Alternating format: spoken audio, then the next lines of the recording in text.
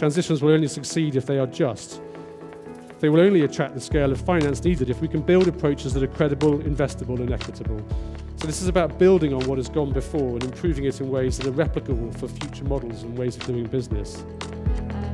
Today's event is about how we finance a just transition, and that is a set of words that we bandy around a lot, but I'm not sure we really know what they mean in practice. We wanted something different. We didn't just want a panel. So basically we split up into two delegations, country recipient and a financier delegation.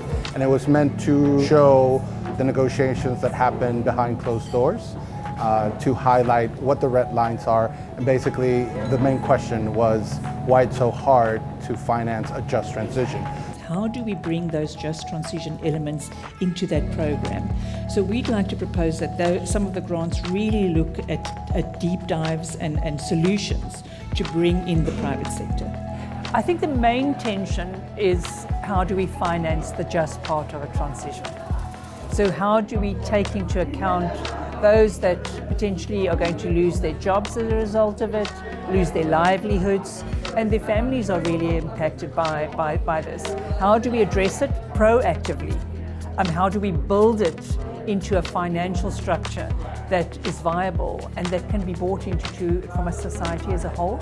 There's some that are not going to have a job. And what we've seen is the promise of jobs and new skills and new industries, but there's a time lag.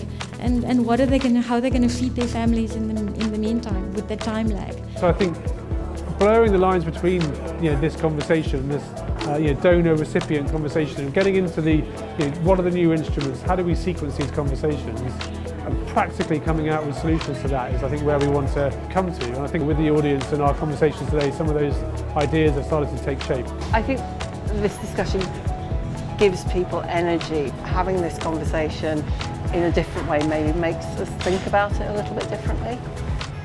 And hopefully that means that we walk away with a different set of ideas.